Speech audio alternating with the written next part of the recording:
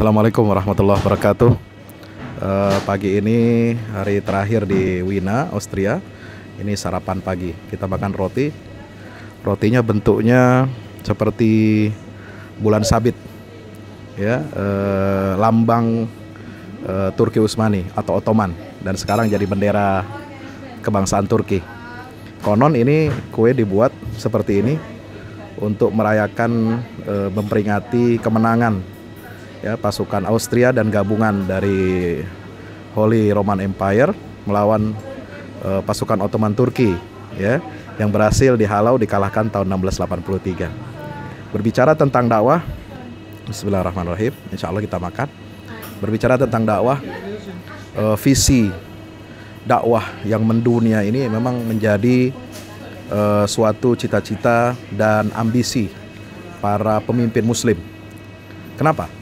Karena memang Rasulullah SAW mengajarkan kita optimis dan memiliki visi global, mendunia, menjelajahi dunia. Al-Quran mengajarkan kita untuk banyak bepergian. Afalam yasiru fil ard fayanzuru kaifa kana aqibatul ladzina min qablihim. Tidakkah mereka melakukan perjalanan di muka bumi untuk melihat, menelaah bagaimana akibat orang-orang terdahulu. Dan Rasulullah SAW banyak memberikan motivasi agar kita membawa visi dakwah ini mengglobal dan mendunia, menyampaikannya ke seluruh penjuru dunia. Ketika Khabbab ibnul Arath sempat mengeluh kepada Rasulullah SAW dengan mengatakan, "Ya Rasulullah, berdoalah kepada Allah. Ya Rasulullah, mohonlah pertolongan kepada Allah untuk kami.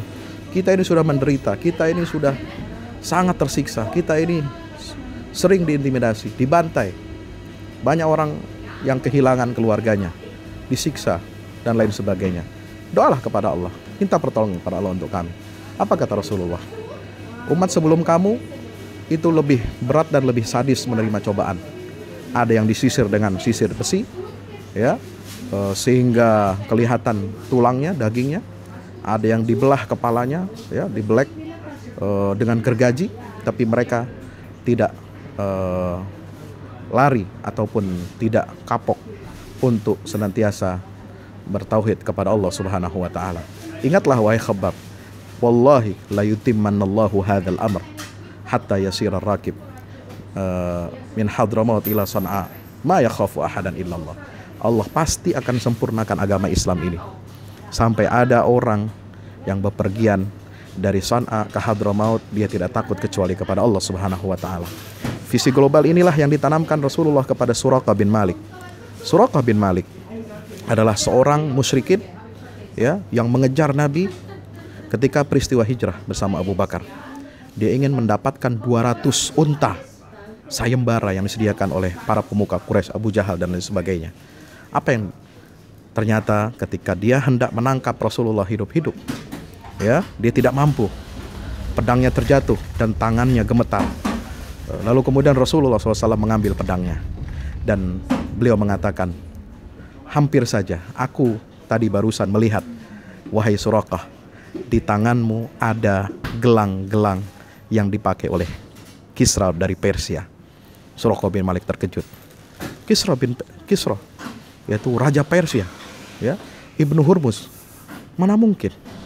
Dia terus teringat sampai ketika dia peristiwa Fathu Makkah, Rasulullah SAW memberikan dia jaminan keamanan, dan beliau mengingatkannya kembali bahwa engkau akan menggunakan gelang-gelang Raja Persia.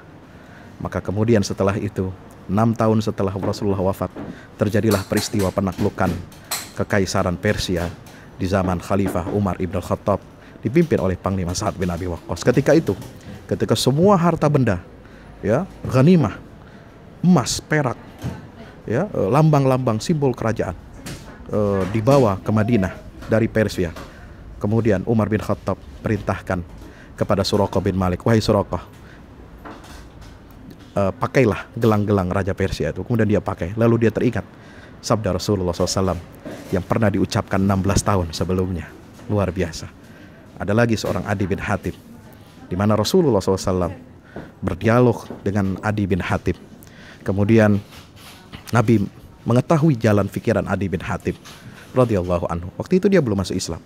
Apa kata Rasulullah? Aku tahu wahai Adi, yang menyebabkan engkau belum masuk Islam adalah karena engkau melihat umat Islam itu miskin-miskin. Umat Islam itu lemah, miskin, tidak punya harta. Tapi ingatlah, nanti suatu saat engkau akan melihat bahwa umat Islam makmur dan tidak ada seorang pun di antara mereka yang mau menerima harta dari saudaranya. Wahai Adi bin Hatim, aku tahu engkau tidak mau masuk Islam karena engkau melihat umat Islam ini jumlahnya sedikit. Kekuasaan ada di tangan musuh-musuhnya.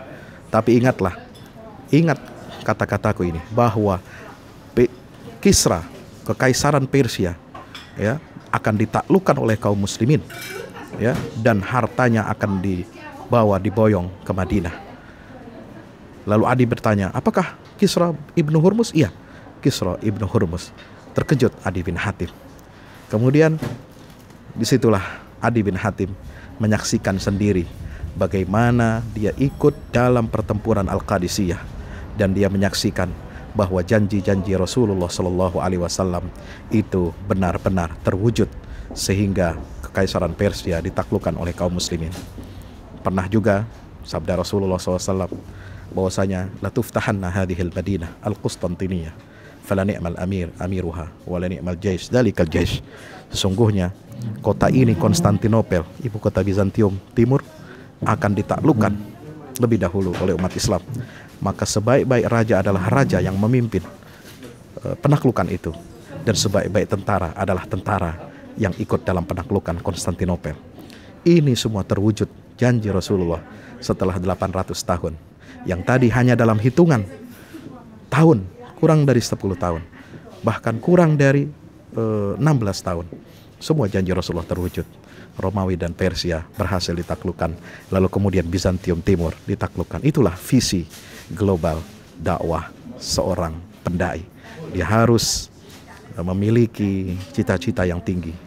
Dia harus mendayung lebih lama, harus berpeluh keringat, harus memiliki tekad, niat untuk meninggikan kalimat Allah Subhanahu wa taala.